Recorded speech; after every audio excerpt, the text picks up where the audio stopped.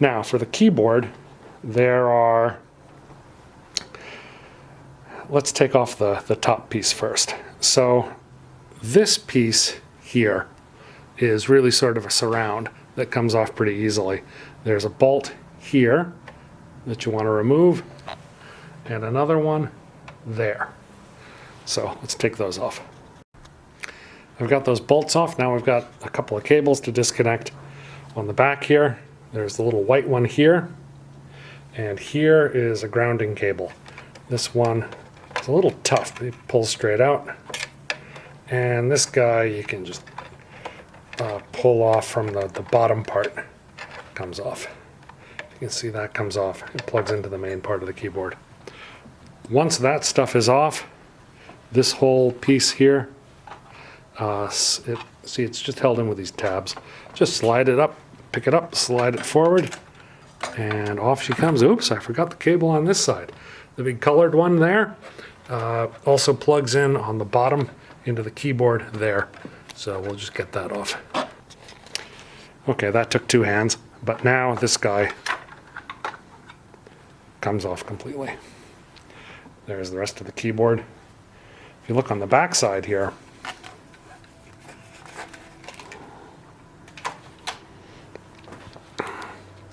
it's pretty straightforward. There's a small printed circuit board there. It runs the whole length. Notice that the center part of this is very thin, so you got to be a little careful when you're playing with this.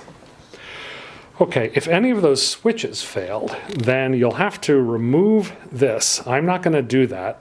I'll explain why shortly. But there are a whole bunch of screws here, very small screws. You just got to remove every one of those all the way across, and then that board will come right out. Anyway, soldered underneath there are switches. You can see, where the pairs of switches are. See, there's one there, there's one there, there's one there. You can see from the little solder markings. Those are tactile switches. They're dirt cheap, but they're kind of a pain to find. I got them from DigiKey. And but I made a mistake. I believe I got 9.5 millimeter switches, 9.5 inches millimeters high. They should have been 9 millimeters, and as a result, the buttons on the front didn't really click the way they should have. So what I did is I got some little spacers. After that, I didn't feel like trying to find and put in all new switches. I got this thing of little tiny spacers.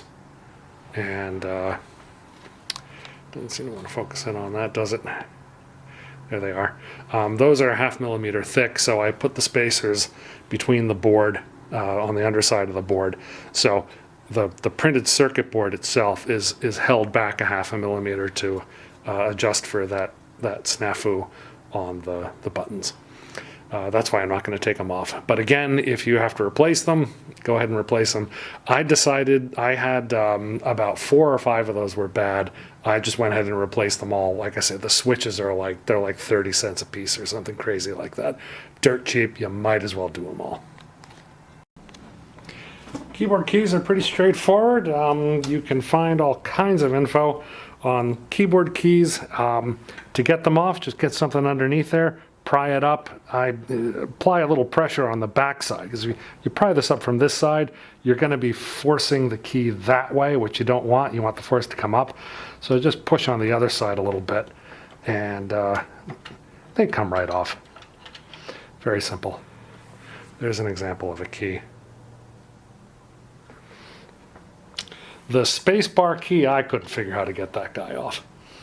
One word of caution, the larger keys like Shift, Return, Tab, and Tab over there, these have very small, well, they're not small actually, but they have little springs under them. So be very careful when you lift that up. You'll see that spring right there.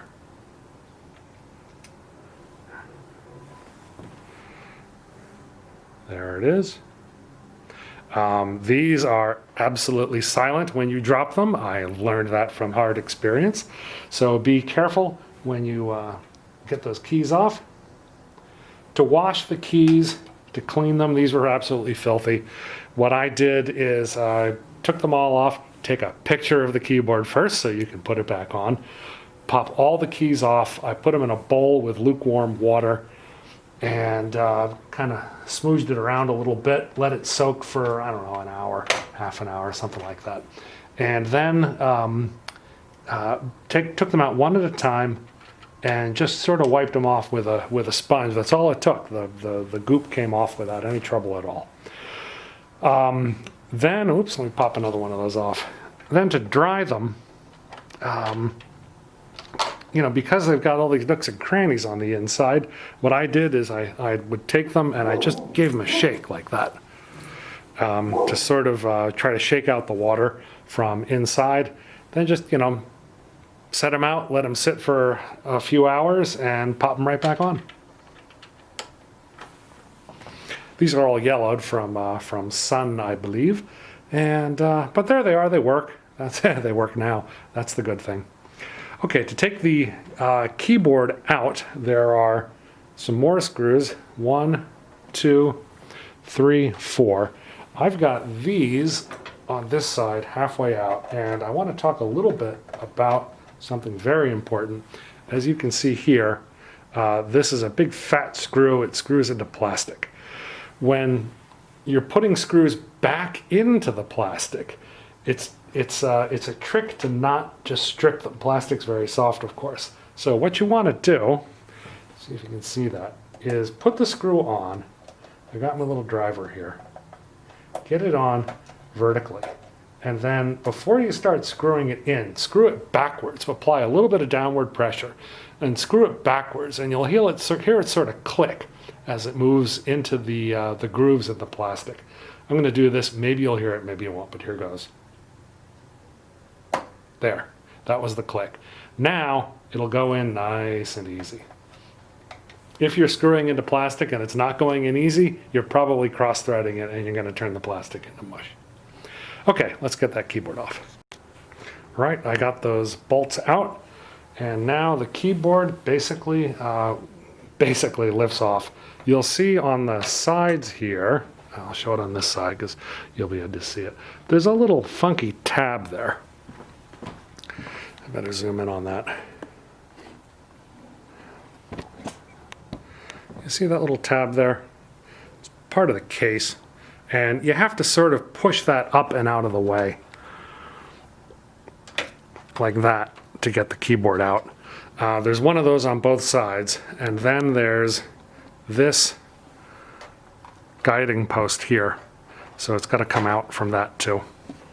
So let me put this down and zoom out, and maybe we can see as I'm doing it. All right, so over here I'm going to pull this up a little bit to get it out of the way. That too. Lift it up so it clears those posts, clears that thing, and then push it back.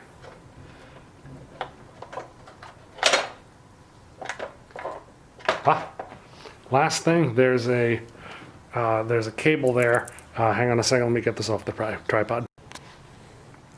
There is this cable here, which connects into the keyboard down there. So you just gotta reach in and squeegee that out. There it is. That's basically the connection between the front of the typewriter, all the user interface parts, and the back that actually just goes thwack, thwack, thwack on the paper. All right, so this guy is all cleared up now. We'll pick him up. I'll flip him over. Over here you can see that spelling checker module. Those are just held in by nothing. It pops right out. Get that out of the way. Okay, and this is the main board. Equivalent of the motherboard on a PC. Let me zoom in on that. Here we have if I go in on this side, let that focus. We've got an Intel 86. Sorry, I can't quite read that. I think it was an 8086. And then I believe over on this side was another one, a 8051, I believe it is, microcontroller. Looks like a couple of ROMs here, maybe some soldered RAM there, or maybe it's the other way around. A battery here. The battery, that turned out to be a real big pain in the butt for me. Let me find the original battery. I think I got it sitting over here somewhere.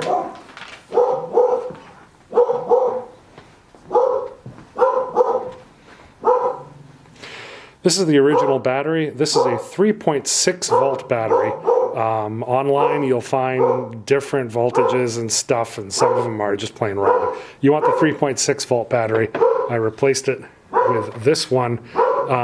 Positive and negative aren't marked on here, but the negative is the terminal closer to the edge of the board, and positive is the one up here. Some things you might want to do, you can see these are socketed in. You may want to reseat them. Just pry them up very gently from the bottom. Pry it out a little here, then pry it out a little there. Back and forth. Eventually it'll come out, and then you can reseat it. And then the battery itself. Now, let me show you the bane of my existence with this thing. Actually, first, let's try this. So when I bought this, let me get this back on the tripod. Okay, when I bought the typewriter, this is basically all it would do when I turned it on. I apply power. That's it. So if you look closely at that, it raised and lowered the ribbon, it raised and lowered the correction ribbon, it diddled the print wheel back and forth ever so slightly, but just a tiny bit. Oh, that time it decided to spin the whole thing. But that's all it would do. And it took me a month of working and working to figure out what the problem was. The problem turned out to be with the battery. Well, under the battery, really. If I zoom in on that, not sure how well this will work, but pick this up. So the old battery, you can see along in here, the old battery leaked and it corroded the printed circuit board. And it corroded it badly enough that one of the teeny tiny traces in there was broken. In fact, it looks like you can actually see it. Let that come back. It's this little one here. You can see where I scraped it off a little bit. That little one that goes underneath, and it makes a beeline right for that pin, the second row of pins of that connector there. Now, the connector, as you saw, connects to the spelling checker, and I thought, well, with the spelling checker out of there, it's not going to do anything, so it must just go there to the spelling checker, and it doesn't really matter. Fast forward a month, and I decided, no, I really need to check where that is. And it turns out that trace does not go to the connector at all. In fact, it goes underneath the connector and into one of the pins here. And in fact, it goes to pin number 9 there, which turns out to be the reset pin for that microcontroller. So the microcontroller wasn't getting a reset. Oh, I should mention that power cycling it worked like once every 40 or 50 times. But mostly it didn't. So that turned out to be the problem. I simply soldered in a wire to jumper across that broken trace there, and things worked great. Okay, to get this guy apart, we're going to start taking apart the keyboard here. This is held on by there's a little plastic standoff there, another one here, and another one here, and another one here. You may need some needle nose pliers to pinch those and sort of pull the thing up a little bit. And then underneath, you see this connector. This is the one that we disconnected. It actually just sort of makes a 90-degree turn, and it plugs into another board underneath there. So what we're going to do is pinch all of those guys to get the board loosened up a little bit, and then pry it up from here to get it up off of the, to disconnect that connector.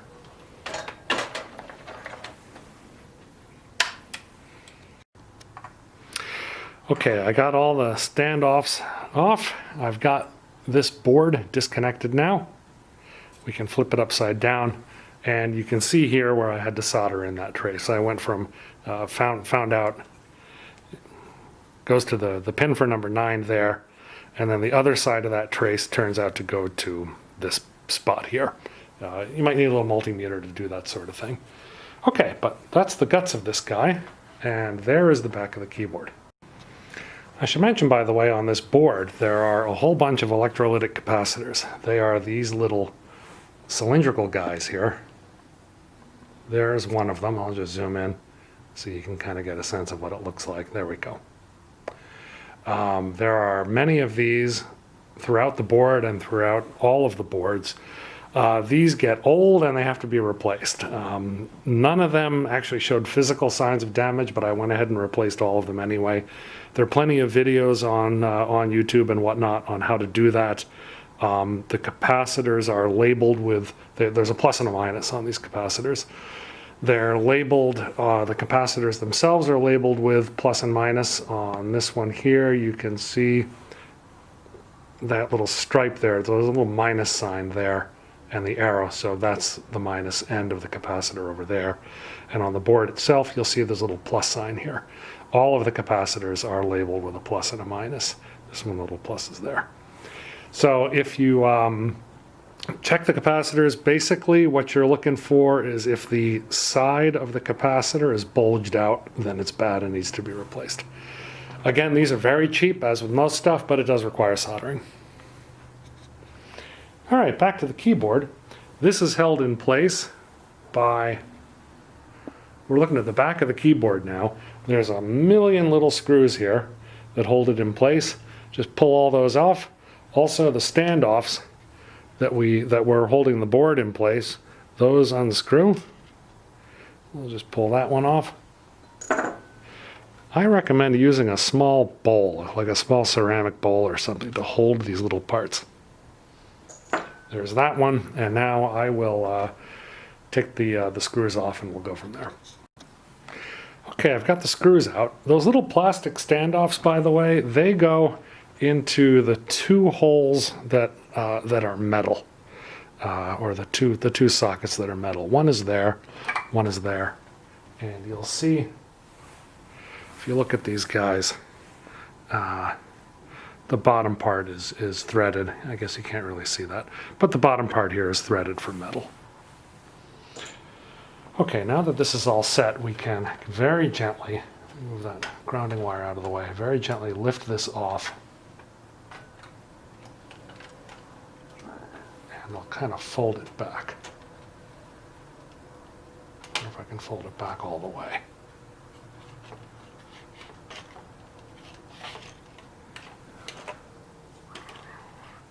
Looks like I almost can. Okay. Let me get this off the tripod again. Okay, I lifted that up and folded it back, and you can see here's the little LED for the caps lock light. That fits into, looks like it goes over in here somewhere. That spot right there. When you put this back together, just be sure that that LED goes into the right spot. Okay, as you can see, when I folded this back, the keyboard, the way the keyboard works is under each key are these little connectors. And as you can see, there's sort of a right half and a left half of that. Those each go to a wire. And then on the other side, now this is looking at the, remember this is looking at the bottom of the keyboard. So on the opposite side here of this is a key. When you press the key, this little metal dome here comes up and pushes against the corresponding pad here, and it makes the connection because those metal domes are conductive. Now here's the thing, these metal domes disintegrate and you have to replace them. So let me just show you how some of this works here. Get that out. This one comes apart into 2 rubber membranes. If you look on the bottom there, those are the bottom of the keys. Here's this little rubber guy. I'll flip him upside down, and you can see the keys pushing on these little rubber domes here. and that's what gives you the feel as much as it is of the keyboard. The feel of this keyboard honestly isn't very good. On these, if I push one of those up a little bit so you can see, well actually I got a better idea. Okay, the better idea was to show you the replacements. I replaced all of those. If any of them are falling apart, you might as well replace them all. So those are these small foam pads. So it's a small foam pad. It's sticky on one side, and it's the metal conductive stuff on the other. So what you do, you order these from Coleman Manufacturing. There's the name of the company, Coleman without an E. It's part 2820. They're a little hard to find on the web, actually. Their phone number is 800-926-0123. Give them a call. They're very nice. They'll send you the whole package, the whole pad here for about $70. And then what you do is you just grab one of these and you push it up. What I did anyway, I pushed the dome up a little bit so I could remove the old one. I removed them all, and then I washed this little rubber piece here. Be really careful with it, right? Because I didn't know if that was going to disintegrate on me or not. And then the sticky piece, you got to get that off also. So pull the thing out, get the sticky piece off, wash the rubber dome, dry it, and then you can put the new ones on. And what I found, like I said, was to put the new ones on, I found if you reach underneath and push the dome up a little bit, and that one looks pretty good. If you push that dome up a little bit and then just touch the pad to it, it'll stick right on, and then your keys will work just grand. Okay, also on the back of the keyboard is this printed circuit board here.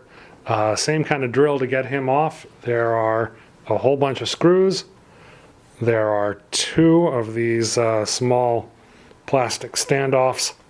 One there, one here. Unscrew those by hand. Take out all of these screws and the screws from the connector pads here.